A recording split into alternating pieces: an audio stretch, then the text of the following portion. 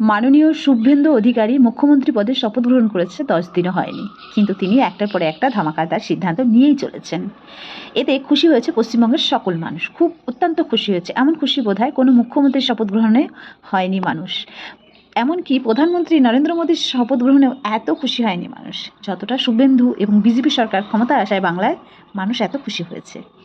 ঠিক তেমনই এত তাড়াতাড়ি তারা অনুশোচনা করে বলছে তৃণমূল সরকার ভালো ছিল। তার মানে কি 10 দিনে বুঝে যাচ্ছে না বিজেপি সরকার ভালো কিছু করবে না, লঙ্কায় যে যায় সেই রাবণ। কারণ হচ্ছে বিজেপি সরকার মুসলমানদের পরব বা ধর্মকে আটকাতে গিয়ে দারিদ্র সীমার নিচে যেসব সনাতনীরা আছে তাদের রুজি রোজগার পেটে লাথি বসাচ্ছে। এই জন্য সনাতনীরা নিজেরা সরকারকে বলবো এইভাবে না মেরে আমাদের হাতে বিষ তুলে দেয়। পরিবর্তনের 10 দিনের মাথায় 10 দিন যেতে না যেতেই মানুষ অনুশোচনা করছে। তারা বলছে তৃণমূল সরকার ভালো ছিল, বিজেপি ভালো না, তারা ভুল করেছে বিজেপিকে ভোট দিয়ে। আমাদের দেশে 50%-এরও বেশি মানুষ দারিদ্র সীমার নিচে বসবাস করে, তার জীবন নির্বাহ করে। তার মধ্যে 45% মানুষ গৃহপালিত চাষবাস পশুপালিত করে জীবন নির্বাহ করে।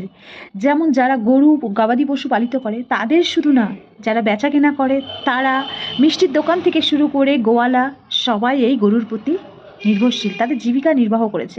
বিজেপি সরকার তো পুঁজিবাদী দল, কী করে এমন একটা সিদ্ধান্ত নিতে পারল আমি তো এখনও ভেবে পারলাম না। বরঞ্চ সরকারের তো এটা করা উচিত ছিল, কোরবানিতে গরু জবাই করা বন্ধ করার থেকে তার প্রতি সচেতন হওয়া দরকার ছিল, যেন কোনো সাধারণ মানুষ এর থেকে বঞ্চিত না হয়, তারা ন্যায্য মূল্য পায়, কেউ যেন তাকে ঠকাতে না পারে, গরু যেন চুরি না করে বিদেশে পাচার করতে পারে। ন্যায্যভাবে স্বেচ্ছায় ব্যবসাটাকে আরও সুন্দর, হয়তো সাধারণ মানুষের যতটা ভালো হতো দেশেরও তেমন ভালো হতো, এমন বিধিলিঙ্গ করা দরকার ছিল। মুখ্যমন্ত্রী বা বিজেপি সরকার যেটাই বলো না কেন, যেমন মুসলমানদের পরবে ধর্মে আঘাত করেছে, ঠিক তেমনই সনাতনী গরিবদের পেটে লাথি মেরেছে গরু কেনাবেচা বন্ধ রাখায়, বিধিনিষেধ জারি করাতে। 14 বছর গরুর কোনো বয়স হয় না, 14 বছর কোনো বয়স হয় না। গরু তো 3 বছরও বাচ্চা দেয়। কোনো পরিবার একটা গরুকে 14 বছর পালিত করে না, তবে 14 বছর পরে কি করে সেটাকে জবাই করার সিদ্ধান্ত দিতে পারে? তাহলে কি ঠিকই এটা গোমাতা শুধু 14 বছরের জন্য? প্রশ্নটা শুনতে খারাপ লাগলেও তো বাস্তব। হ্যাঁ, আমিও একজন সনাতনী, ওটা তাদের ধর্মে আছে, তারা গরু খাচ্ছে খাক, আমাদের সনাতনী সকলে তো শুয়োরে খাচ্ছে, তারপর হচ্ছে ছাগল মুরগি, তো এটা সবাই আছে। হ্যাঁ, তবে এটা ঠিক মুসলমানদের এটা একটা শ্রেণীর মানুষ যেহেতু গরু খায়, তো অবশ্যই আড়ালে আবডালে করা উচিত। এটা খারাপ সামনে দেখলে আমাদের সনাতনীদের খারাপ লাগে, অবশ্যই সেটা ভালো। তবে মুসলমানদের ধর্মে আঘাত করতে গিয়ে গরিবের পেটে লাথি মেরেছে এই বিজেপি সরকার বা বর্তমান সরকার। গোমাতা, গরুকে অবশ্যই আমরা গোমাতা বলি। হ্যাঁ, তাদের ধর্মে আছে তারা খাচ্ছে, আমাদের ধর্মে নেই, আমরা খাই না। এখানে একটা, যেমন আমরা সনাতনীরা গোমাতা বলি বলে মুসলমানরা বলে না, তবে কেন তারা খাবে না?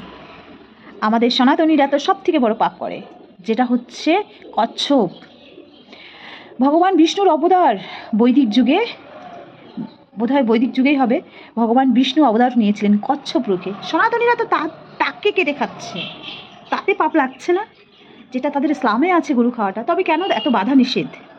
বরঞ্চ এটা হওয়া উচিত, সরকারের লাভবান হবে, দেশের ভালো হবে, প্রত্যেকটা গরুর নথিভুক্ত থাকবে, আইনতভাবে বিদেশে যাবে, বিদেশে বেচাকেনা করবে আইনতভাবে, ন্যায্য মূল্যে, মানে দুর্নীতিগ্রস্তভাবে না, চুরি করে না, পাচার করে না, ন্যায্যভাবে সৎভাবে সামনাসামনি সব কিছু দেখাশোনা করে রাখা, ব্যবসাটাকে আরও এগিয়ে নিয়ে যাওয়া, সাধারণ মানুষকে উৎসাহ দেওয়াই বিজেপি সরকারের কাজ হওয়া উচিত ছিল।